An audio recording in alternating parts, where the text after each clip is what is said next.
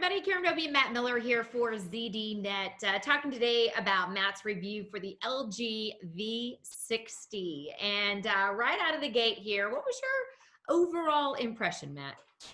Well, I think first of all, when I opened the package, my first impression was it's a very big phone. It actually matches the Galaxy S20 Ultra, which we have reviews up on ZDNet and stuff. It's a very big phone as well. But then I was kind of overcome by the price because it's $900, and that includes kind of something special. As you can see here, it includes the second screen. It I is like the that. dual screen cover that it includes. So you get two screens for the price of one, right? So it's kind of a good deal there. We've seen this before on the LG G8, the LG V40, and the V50. We've seen this a couple of times. This is a more refined approach on the dual screen cover from LG. It's both two 6.8-inch OLED screens, exact same resolution, same size, everything else. And it's optional. I mean, you can pop the phone out, carry the phone around by yourself. Without the case, it becomes less bulky. It has, mil stand 810G drop certification. It has water resistance. It's got a couple cameras, dual cameras on the back with a widescreen and everything. So it's definitely continues the V series that we've seen in the past. And the V, I don't know if it exactly stands for this or if it's just implied, but it's really for the video content creator, right? This phone takes that to the next level. It has 4 microphones in it, so it can capture very good audio on the video. And then a couple of kind of funny little that it has as far as the audio is ASMR. And I don't know if you've ever watched any ASMR Yeah, that's videos. cool. Yeah, a, a bunch of people, when I said, I have the LG V60, they're like, oh, you got to start creating these ASMR YouTube videos. And I had no idea what that meant. And yeah. We I'm had to look it watching up. yeah, and then I found out my wife's been watching ASMR videos. She's like, yeah, it helps put me to sleep and all this. So It does. something you can do with the LG V60. Who knew? Okay. And the other thing it does is voice bokeh. So you can actually turn on the voice bokeh, and then it will kind of center in on the subject of your video using the 4 different microphones. So you get kind of a more enhanced audio experience. So for video creators, it's a great device, right? But then it has all the other great things that new smartphones have. It has 5G support, so you get the fast internet speeds when you're out and about. And like we don't see on most phones, it actually has a 3.5 millimeter headphone jack. So this continues LG's focus on audio. It has a quad DAC. It has all kinds of very good audio support, stereo speakers out of it, everything else. But so I wrote a review that kind of talked about a lot of that. But Mhm. then I did a follow-up article because I found that the LG V60 in their settings has a setting called pen settings. I was like, why would they have that when there's no stylus in the phone at all? Right. Well, what you can do is you can go buy the Wacom Bamboo Ink Stylus. It's a $50 stylus. You can see it here. It has 2 buttons there, an A and a B button. This stylus can also be used with Windows Surface computers. So Hmm. it's a kind of a multi-purpose stylus. But on the LG V6, it opens up a whole new world. It gives you anything that you're used to seeing on a Galaxy Note device, right? But the Note device is pretty much one of the last remaining devices we see with an integrated stylus.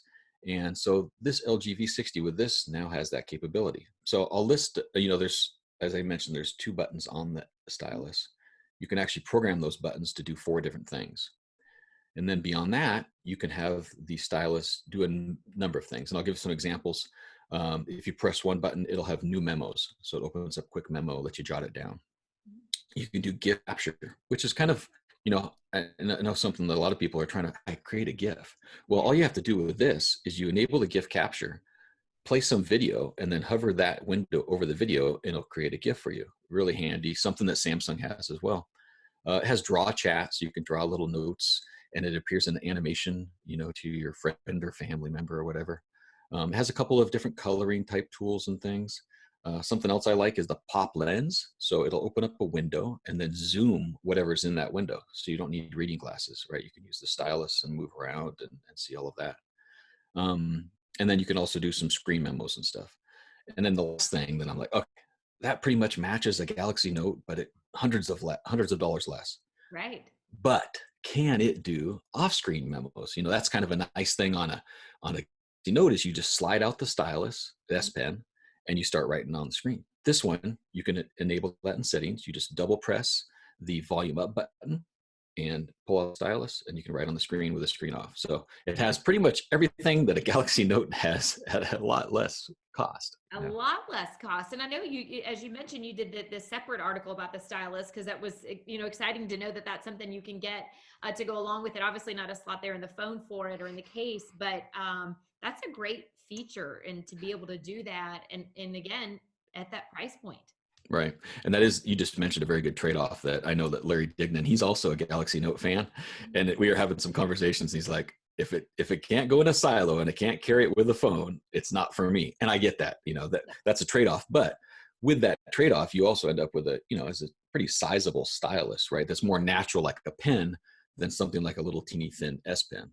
And then something else that you might be surprised is you can actually use that stylus on both displays. Even the display cover supports the stylus entry. So what I found myself doing is I'll have the stylus over here doing notes, and then on this side, I'll be doing something else. You can actually have two of those different functions I listed. You can have two running at the same time, one on each screen. So productivity-wise, it's a very capable device.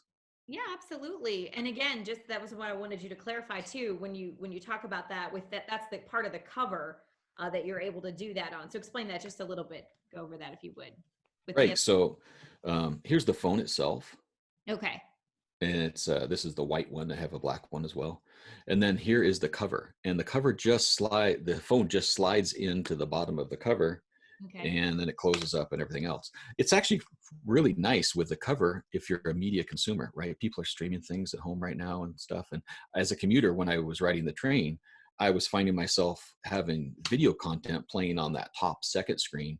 And then I was able to do emails and other thing at the bottom screen. So, pretty capable device. And it's kind of a glimpse, of what we're going to see come in the future, right? We've talked about the Galaxy Fold. They have the Galaxy Flip.